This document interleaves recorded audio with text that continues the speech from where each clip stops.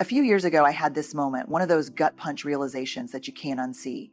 I was sitting across from someone who had just said something that made me feel small. You know that feeling, that quiet sting, that little tightening in your chest?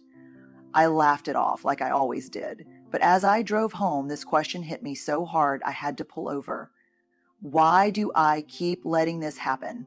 And then came the second, even harder truth. Because I taught them that they could. See, here's what we don't always realize. People don't just decide how to treat us, we teach them.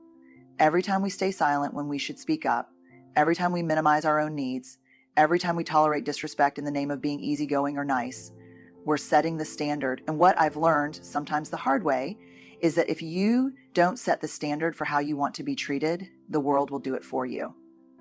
So let's talk about that today. Let's talk about the quiet, powerful work of teaching people how to treat us. Not through anger, not through ultimatums, but through clarity, courage, and the belief that we are worthy of respect.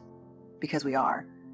First, get clear on what you're available for. People can't respect your boundaries if you don't even know them. Are you available for last-minute requests at work? Constant venting from friends without reciprocity? Sarcasm disguised as just joking? Clarity is kindness to yourself and to others. And here's where it gets tricky. Most of us assume we have clear boundaries. But the real test, when someone crosses the line, do you address it or do you let it slide? Because if we let it slide, it wasn't really a boundary. It was just a preference we weren't willing to protect. I used to think I was great at boundaries. I could give a whole TED talk on the importance of self-respect. And then one day, a friend called me late at night, again with the same crisis we'd talked about a dozen times before. And I answered, again. I listened, reassured, gave advice, knowing full well that none of it would be taken. When we hung up, I sat there, exhausted, resentful, frustrated, and I had to ask myself, why am I upset with them for crossing a boundary I never actually set? That was an uncomfortable realization. But here's what I learned. Boundaries are not about controlling other people's behavior. They're about controlling our own availability. If I keep answering that late night call, I'm not holding a boundary. I'm just wishing for one. So what are you available for? And just as important, what are you not available for? One of the most life-changing shifts I made was getting really specific.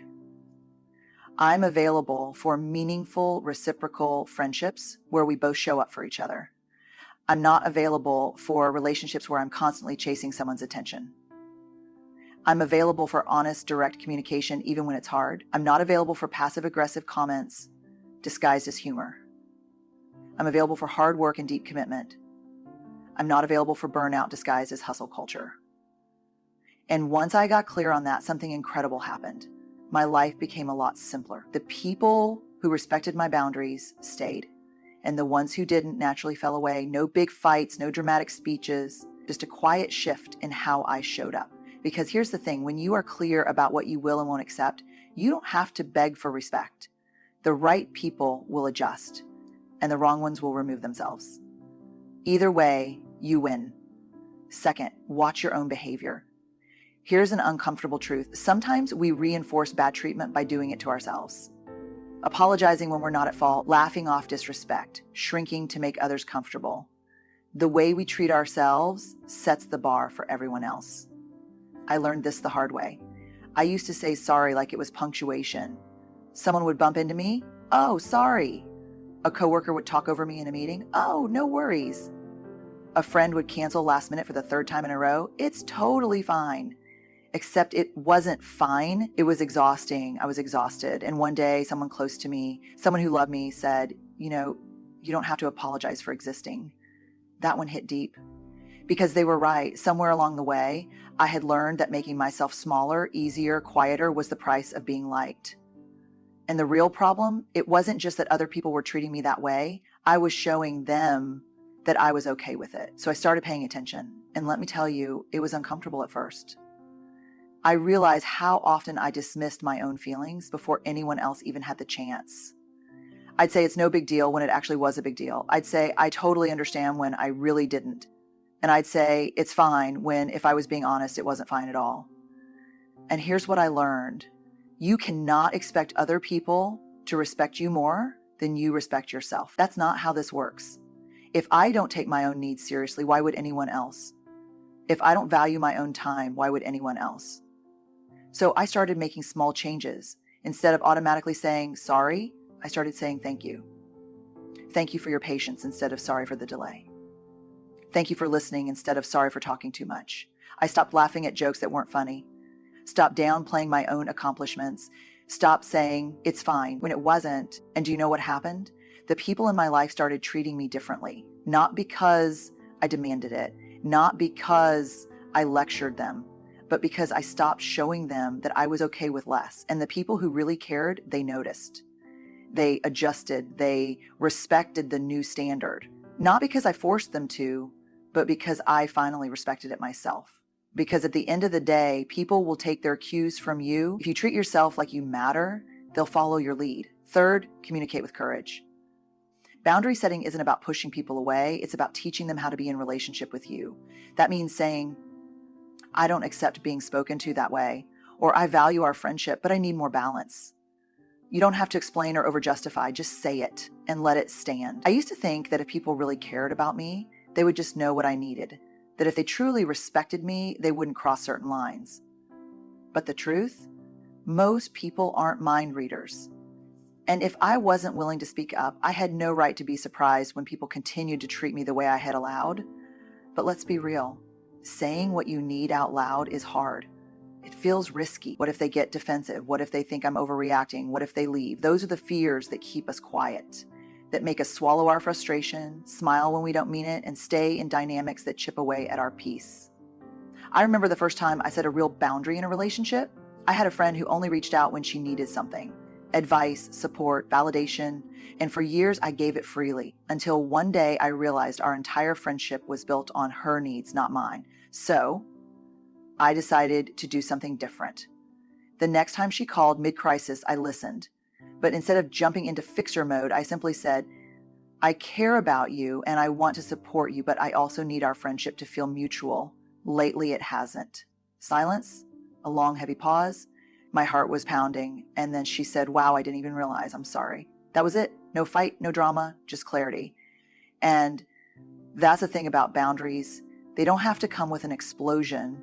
They just need to be clear, consistent, and said out loud. A lot of us struggle with this because we think boundary setting means we have to be harsh or unkind. But boundaries are actually the opposite. They allow relationships to be healthier, not resentful. Because let's be honest, unspoken resentment poisons relationships faster than any difficult conversation ever could. And yes, some people will push back. Not because they're terrible, but because they've benefited from the version of you that never said no. And that's okay. Your job isn't to control how people respond. It's to be honest about what you need. So say it clearly, kindly, without apology. And then let it stand. Because the people who are meant to be in your life, they'll listen, they'll adjust. And the ones who can't, well, that's good information to have. Fourth, watch how people respond. Some will respect your boundaries immediately. Those are your people. Others will test them. And a few, they'll walk away. That's not a loss. That's clarity. The right relationships will rise to meet the standard you set. The first time I really started setting boundaries, I was terrified. I had spent years over-explaining, over-giving, and overextending myself in relationships. And when I finally stopped, when I started saying no, when I stopped bending over backward to make other people comfortable at my own expense, something interesting happened. Some people immediately adjusted. They respected the boundary without question, as they didn't make me feel guilty. They didn't push back. And do you know what I realized? Those were the people who truly valued me, not just what I could do for them. But then there were others, the ones who tested it, the ones who got quiet, who sent a passive-aggressive, you've changed text, who tried to make me feel guilty for having needs. And that was hard. It made me question myself. Am I being selfish? Am I overreacting? Am I too much? And then there were the ones who walked away, the ones who disappeared when I stopped overgiving. And that stung. But here's the truth. If someone only wants to be in your life when they can take advantage of your lack of boundaries, then they were never really in your life to begin with. They were just using it. This is where it gets really uncomfortable because this part isn't about other people. It's about us. It's about what we're willing to tolerate, what we're willing to excuse. Because I can't tell you how many times I've heard someone say, but they didn't mean it that way. That's just how they are. They do so much for me in other ways. And listen, I get it.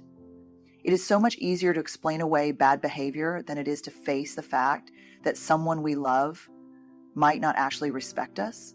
But here's what I know. When someone truly values you, when they genuinely care about who you are, not just what you offer, they will listen when you set a boundary. Not everyone will like it, but the people who belong in your life will respect it. And the ones who don't, well, that's not rejection, that's redirection. That's life-clearing space for relationships that are built on real respect, not just convenience. So pay attention, not to what people say, but to what they do, and you stop making yourself small, because the right relationships won't require you to shrink to fit inside them.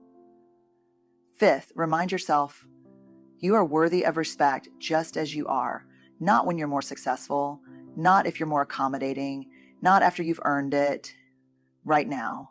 In this moment. The way people treat you is a reflection of what they believe about you, but more importantly, it's a reflection of what you believe about yourself. And that part, that's the hardest, because it's one thing to set a boundary, to say the words, to walk away from relationships that don't honor you, but believing, truly believing that you deserve respect, that you are worthy of kindness, that your needs matter, that takes real deep internal work. I used to think that if I was just better, nicer, more patient, more understanding, then people would treat me with the respect I wanted. If I could just prove my worth, if I could just be enough, then surely they'd see it too. But that's not how this works. You don't become worthy by earning it. You don't get more valuable by giving more of yourself away. And the hardest lesson I ever learned was this.